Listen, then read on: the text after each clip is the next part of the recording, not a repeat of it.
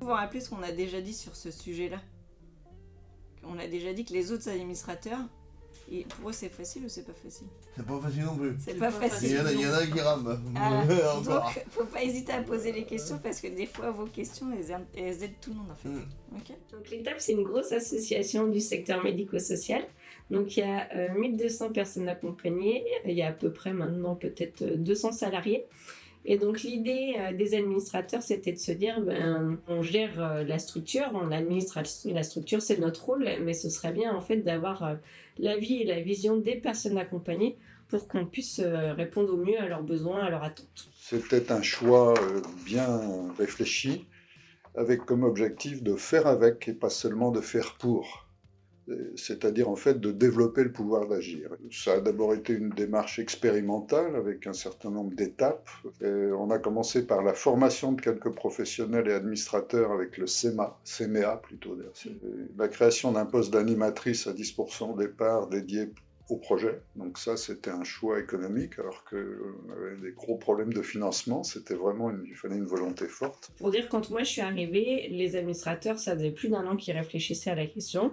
Il y avait déjà des statuts qui avaient été modifiés une première fois pour que les personnes accompagnées puissent devenir administrateurs, administratrices. C'est une longue maturation, je le redis, parce que à chaque étape, il a fallu se reposer les bonnes questions et accepter que on modifie finalement des modes de fonctionnement qui étaient ceux de professionnels, j'allais presque dire, même si les membres du conseil d'administration ne sont pas professionnels, ils ont quand même une certaine expérience et une possibilité d'agir qui est beaucoup plus claire. Est-ce que toi, Ségolène, tu te sens de présenter et de venir au début du CA, on fera un support que ce sera projeté, et de dire le groupe participation a réfléchi ensemble à ce qu'on a besoin pour que le CA fonctionne au mieux, et puis du coup le présenter. Oui, complètement, je suis capable. Lors d'une première réunion, on m'a montré un petit peu comment s'organiser l'association L'Étape. Et c'est lors de cette réunion que je pouvais choisir ou non si je souhaitais faire partie de ce projet. Et en fait, comme je suis quelqu'un qui est assez engagé, qui s'investit, qui s'inscrit dans beaucoup de choses aussi, parce que je suis très curieuse, je me suis dit pourquoi pas. Et donc voilà comment j'ai commencé pour devenir administratrice personne accompagnée. Quand on est administratrice, on participe aux réunions qui demandent les administrateurs. On participe au conseil d'administration lorsqu'ils prennent des décisions, par exemple. Moi, par contre, je suis observatrice, donc j'ai pas le droit de voter. Mais je sais qu'il y a mes collègues titulaires et sous-titulaires qui, eux, ont le droit de voter. On passe au vote. Est-ce que... tiens, on va... Qui est pour? Donc, je vous rappelle que vote uniquement ceux qui sont à jour de leur cotisation. Avant le conseil d'administration, moi je récupère l'ordre du jour. J'ai un point qui est fait avec le directeur ou la directrice et ou le président. J'ai un support écrit et du coup on échange si moi j'ai des questions, si je comprends pas les sujets qui vont être abordés. Et puis après je prends un temps qui est assez important pour aller présenter du coup l'ordre du jour à l'ensemble des personnes accompagnées qui ont été élues. Et c'est assez important parce qu'en fait ils habitent sur toute l'agglomération.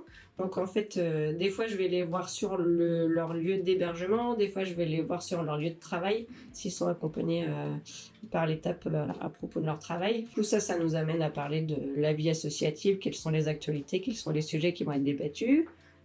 Moi, mon rôle, c'est de m'assurer que tout le monde a bien compris et va être en capacité de voter. Parce que par moment, le CA, il doit aussi être technique dans le sens où il a un rôle, il a une efficacité obligatoire. Je m'explique, il a un devoir de.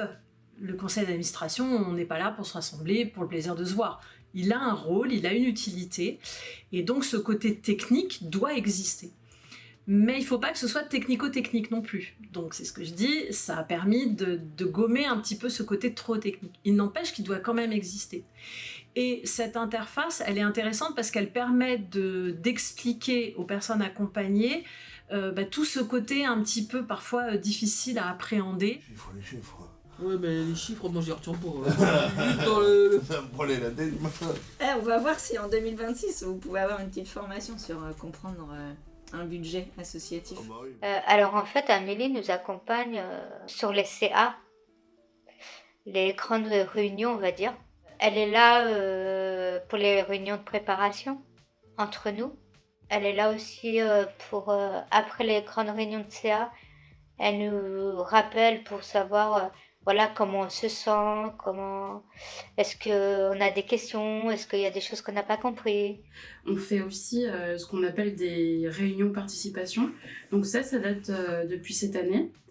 Et en fait, on est avec d'autres administrateurs qui ne sont pas des personnes accompagnées, mais qui ont accepté d'être parmi nous. Donc là, si je compte, c'est deux réunions. Donc il y a le conseil d'administration qui se présente 3 fois dans l'année, les préparations qui se font une semaine avant, qui ont lieu aussi 3 fois, et il y a les réunions participation qui sont encore avant, qui ont lieu 3 fois, donc ça fait déjà 9 réunions dans l'année, sans compter l'assemblée générale et aussi d'autres réunions qu'il peut avoir qui sont assez ponctuelles comme les forums associatifs. Donc c'est quand même, ça prend du temps. Ça fait beaucoup de réunions dans l'année, faut être disponible. Aussi, lors des réunions, je suis accompagnée avec un binôme qui me permet aussi d'être plus sûre de moi, plus confiante. Et je peux lui poser des questions aussi directement, plutôt que d'aller voir Amélie, qui est à l'autre bout de la pièce, qui peut s'occuper de plein d'autres choses. Et je trouve que ça crée du lien. Ça permet de mieux m'intégrer. On a eu 2 réunions avec des binômes, 2 conseils d'administration.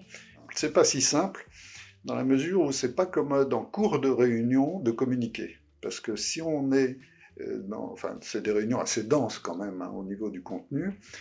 Quand on parle avec son binôme, on n'entend plus ce qui se dit et on décroche. Et on a quelquefois du mal à revenir dans la compréhension de ce qui se passe. Donc c'est un petit peu perturbant, moi je trouve. Par contre, si ça rassure les personnes accompagnées parce qu'elles savent qu'elles ont un soutien ou qu'on peut simplement leur glisser « oui, il faut poser la question, donc pas de problème, il faut y aller », c'est bien. Mais je pense que ça ne dispense surtout pas de la préparation avant et du retour après. Donc voilà, donc après il y a des choses qui ont été mises en place pour que le cadre il soit le plus agréable possible, mais pour tout le monde en fait, parce que du coup ça veut dire que pour les administrateurs qui travaillaient ensemble, il y avait quand même des habitudes qui existaient, un jargon qui était utilisé. Enfin voilà, il y a des choses qu'il faut modifier, des pratiques qu'il faut modifier. J'ai vécu effectivement cette transition entre le conseil d'administration avec que des administrateurs, on va dire, classiques, et puis l'arrivée des personnes accompagnées au conseil d'administration. Ça m'a apporté des choses parce que les personnes accompagnées, on ne les voit pas forcément souvent en tant qu'administrateur. On les voit si on va dans les structures, mais sinon on ne les voit pas. Et donc c'était intéressant de pouvoir les rencontrer lors des conseils d'administration. Notamment parce que ça permet de prendre conscience de leur quotidien ou de difficultés qu'ils peuvent avoir. Après le premier ou le deuxième conseil d'administration, le principal retour qui a été fait, c'est qu'en fait, d'avoir pas simplifié, mais d'avoir rendu le discours de tout le monde compréhensible par l'ensemble du groupe, ça a été bénéfique pour tout le monde. Mais après, c'est comme partout, comme quand on va mettre un plan incliné et que ça va être mieux pour tout le monde et pas que pour la personne qui est en fauteuil roulant, mais aussi pour la maman qui a sa poussette. Tout ça tire tout le monde vers le haut d'une certaine manière. Même si c'est vrai qu'on a quelquefois l'impression que de rendre les choses compréhensibles, ça va nous restreindre dans le niveau de débat. En réalité, je crois que tout le monde y gagne.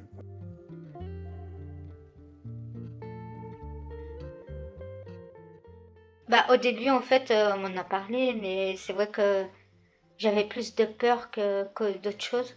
J'avais du mal à croire que j'étais capable, d'où la pathologie que j'ai. Puis, j'avais jamais fait ça de ma vie, en fait. J'avais jamais fait du bénévolat, quel qu'il soit. Lors des premières réunions, c'était un peu difficile pour moi de poser des questions parce qu'en fait, les réunions, elles étaient beaucoup plus compliquées qu'aujourd'hui. Les termes, ils étaient beaucoup plus difficiles. La compréhension, elle était beaucoup plus difficile.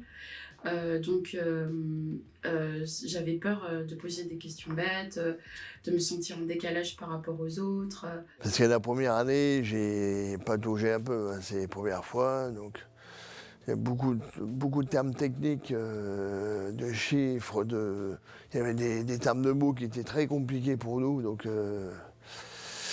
ça commence à s'améliorer, on l'a fait remonter pour dire que mettre des mots plus simples, plus simplifiés, et ça a commencé à évoluer, mais il y a encore du travail. Alors, les professionnels qui me connaissent le plus m'ont aidé à dire nous, on pense que tu es capable, en fait. Et du coup, en fait, j'ai été une fois pour voir. Et après, ça a été complètement alarmant pour moi parce que j'avais un mal de crâne. Je comprenais rien du tout. Enfin, tout est venu d'un seul coup et ça faisait beaucoup. Et en fait, j'ai insisté quand même. Donc j'étais 2, 3 fois, 4 fois.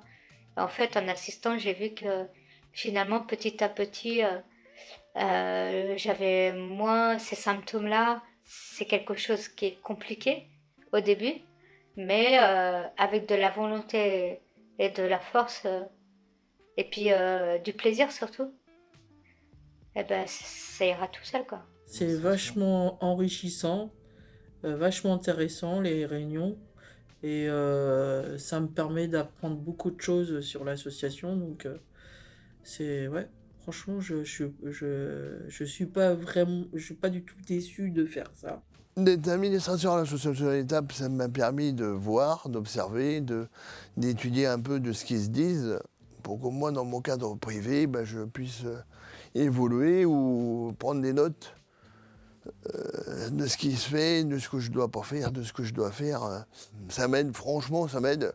Je recopie un peu de ce que je vis dans le cadre professionnel avec l'association L'Étape.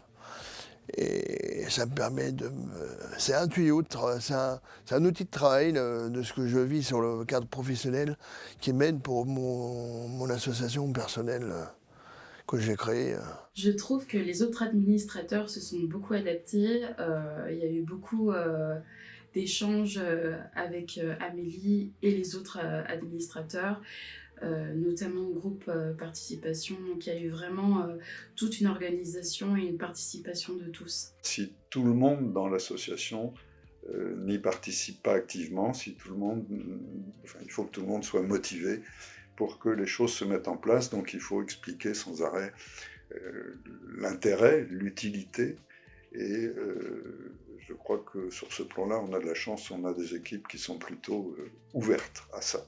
Et c'est pas forcément si simple. Bon, je crois que c'est lié aux choix éthiques fondamentaux de l'Étape qui vont tous dans le même sens. Ça, je crois qu'il faut être clair. C'est vraiment la dignité des personnes accueillies. Et je vous dis, faire avec et pas faire à leur place. Ça, c'est vraiment la motivation de base.